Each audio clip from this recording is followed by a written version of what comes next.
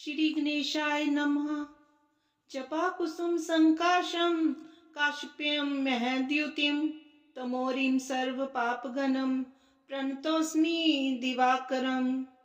दधिशंख तुषाराभम क्षीरोदार्णव संभवम नमामि शशिनं सोमं शंभोर्मुकुटभूषणम्। धरणीगर्भ संभूतं विद्युत्कान्तिं संप्रभं कुमारं शक्तिहस्तं च मंगलं प्रणमाम्यहम्। प्रियङ्गुकलिका श्यामं रूपेण प्रतिमं बुद्धं सौम्यं सौम्यगुणपेतं तं बुद्धं प्रणमाम्यहम्।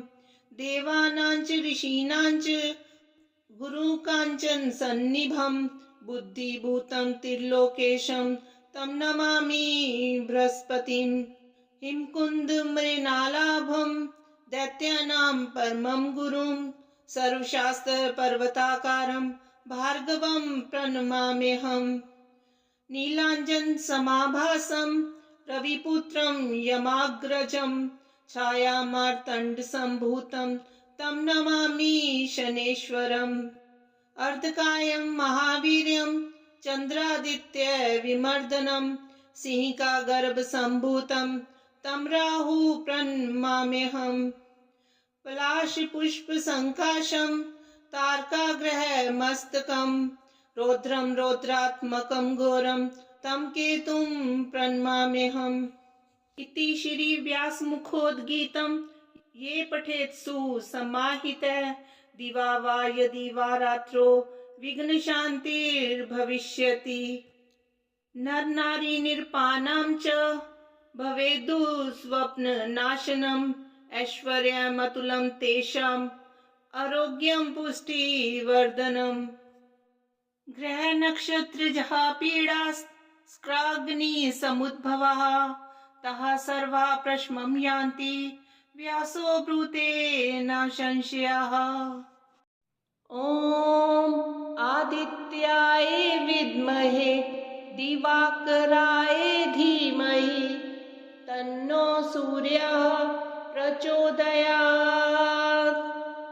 ॐ आदित्याय विद्महे दिवाकराय धीमहि तन्नो सूर्यः प्रचोदयात्।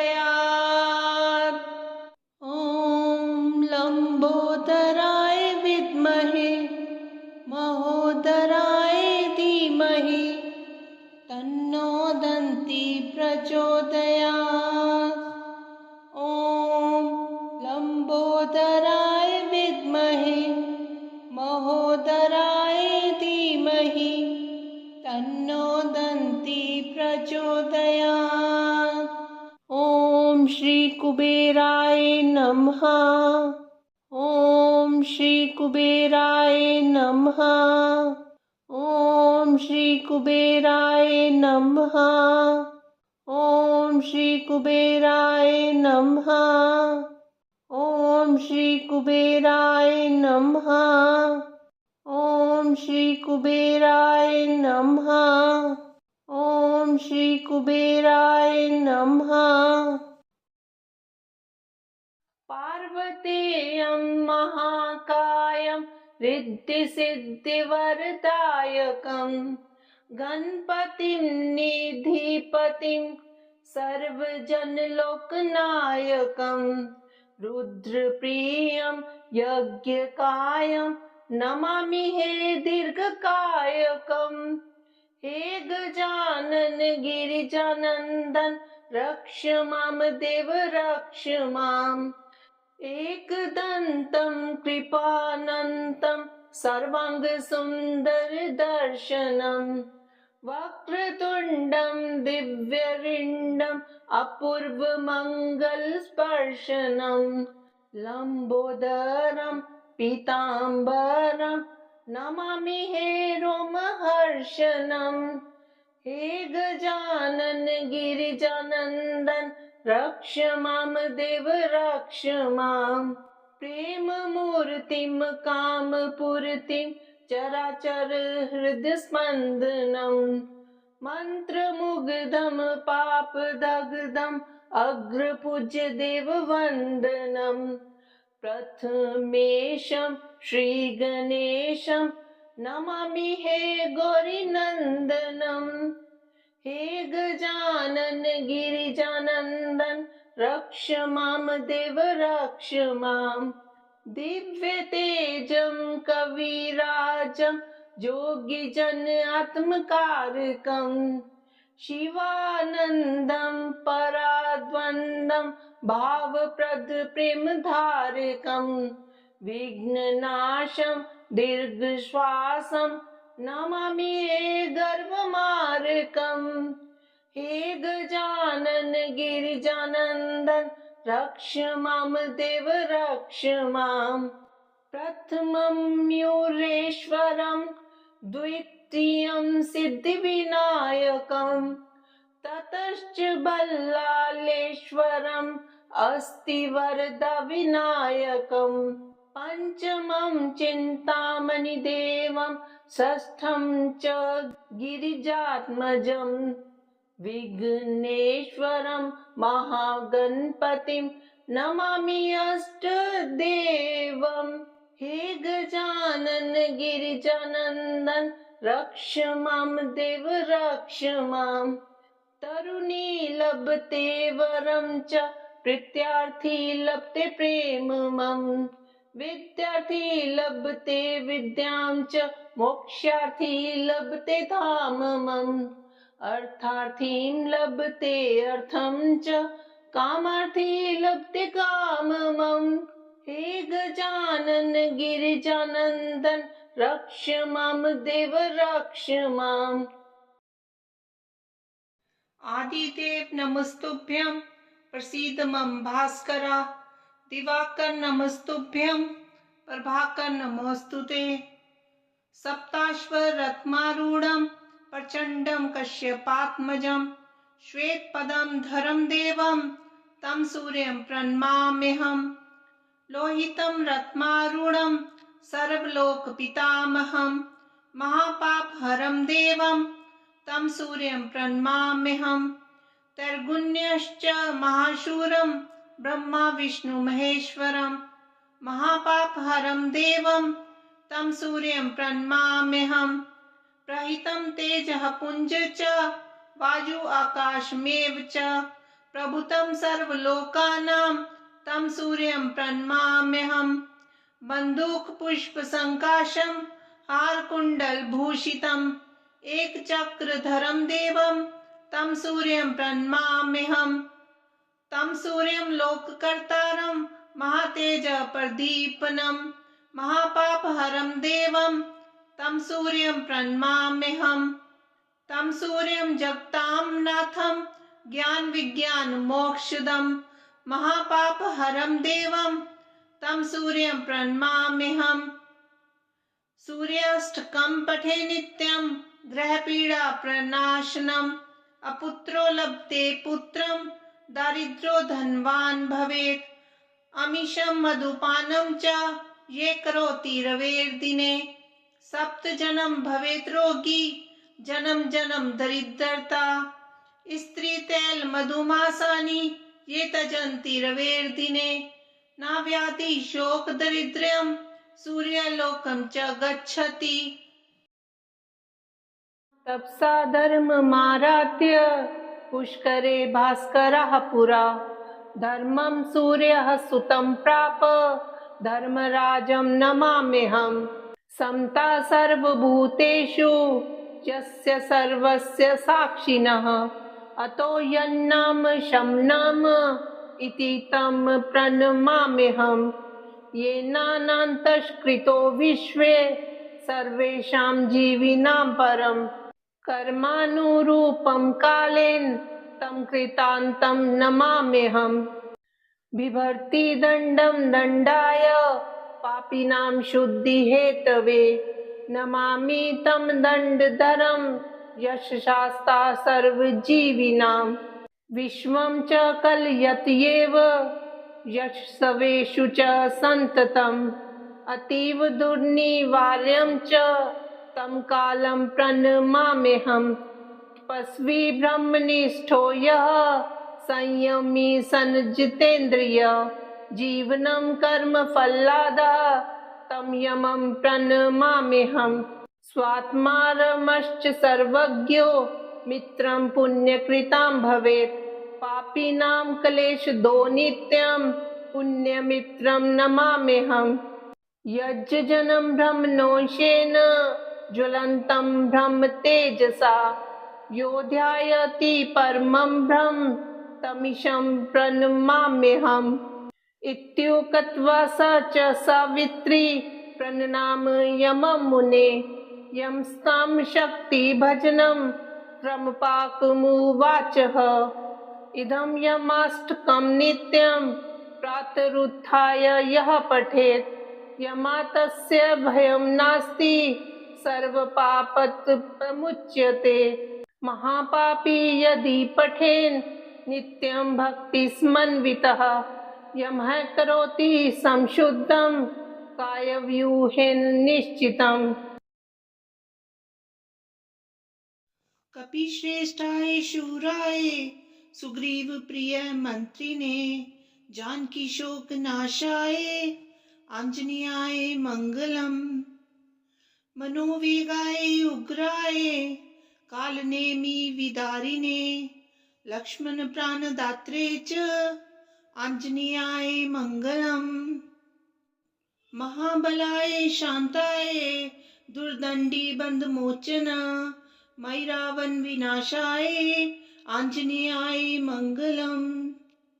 पर्वतायुधहस्ताय राक्षस कुल विनाशिने श्री राम पाद भक्ताय आंजनेयाय मंगलम।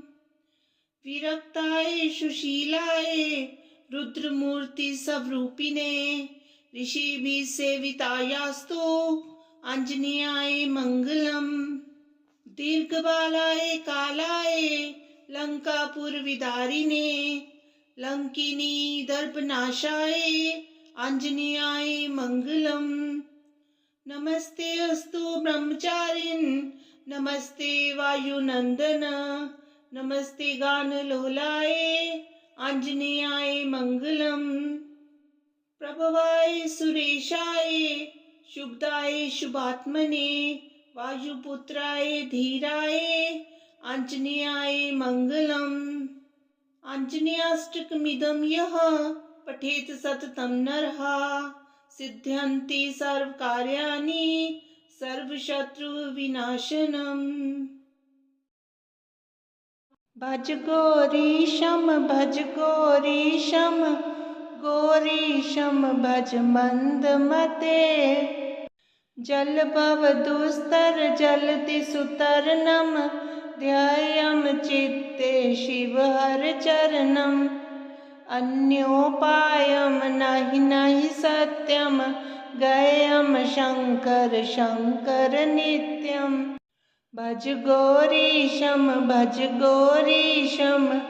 गौरीशं भज मंदमते दारापत्यं क्षेत्रं वित्तं देहं गेहं सर्वमनित्यम्। इति परिभाव्य सर्वं सारं गर्भवकृत्या स्वप्नविचारम्। भज गौरीशं गौरीशं भज मंदमते। मल्वे चित्ते पुनरवृत्ति पुनरपि जननी जठरोत्पत्तिः पुनरप्याशाकुलितं जठरम् किं नहि मुञ्चसि कथयश्चित्तम्। भज गौरीशं गौरीशं भज मंदमते। माया कल्पितमेन्द्रं जालं नहि तत् सत्यं दृष्टिविकारं ज्ञाते तत्त्वे सर्वं सारं मा कुरु विषयविचारम्। भज गौरीशं गौरीशं भज मंदमते। रज्जो सर्प ब्रह्मणारोपस्तद्वद् ब्रह्मणि जगदारोपः मिथ्या माया मोहविकारम् मनसि विचारे बारं बारम् भज गौरीशं गौरीशं भज मन्दमते अध्वर कोटि गंगा गमनम कुरुते योगम चैन्द्रिय दमनम ज्ञान विहीने सर्वम तेन भवति मुक्तो जन्मशतेन भज गौरीशं भज मन्दमते सोऽहं हंसो ब्रह्मो वाहं शुद्धानन्दस्तत्त्वपरोऽहम् अद्वैतोऽहं सङ्गविहीने चैन्द्रिये आत्मनि निखिले लीने भज गौरीशं भज मन्दमते शङ्कर किङ्कर मा कुरु चिन्तामणिना विरचितमेतत् यः सद्भक्त्या पठति नित्यं ब्रह्मनिलीनो भवति सत्यं भज गौरीशं भज मन्दमते। श्री रामचंद्र कृपालु भज मन हरन भव भय दारुणम नव कंज लोचन कंज मुख कर कंज पद कंजारुणम कंदर्प अगणित अमित छवि नव नील नीरद सुंदरम पटपीत मानहु तडित रुचि शुचि नोमि जनक सुतावरम भजु दीन बंधु दिनेश दानव दैत्य वंश निकंदनम रघुनंद आनंद कंद कौशल चंद्र दशरथ नंदनम सिर मुकुट कुंडल तिलक चारु उदारु अंग विभूषणम आजानु भुज शर चाप धर संग्राम जित खर दूषणम इति वदति तुलसीदास शंकर शेष मुनि मनरंजनम मम हृदय कंच निवास कुरु कामादि खल दल गंजनम मन जाहि राचयो मिलहि सोवर सहज सुंदर सांवरो करुणा निधान सुजानशील स्नेहा जानत रावरो एहि भांति गौरी असीस सुनसिय सहित हिय हर्षित अली तुलसी भवानी ही पूजी पुनि पुनि मुदित मन मंदिर चली जानी गौरी अनुकूल सियहि हर्षु न जाय कहीं मंजुल मंगल मूल वाम अंग फरकन लगे।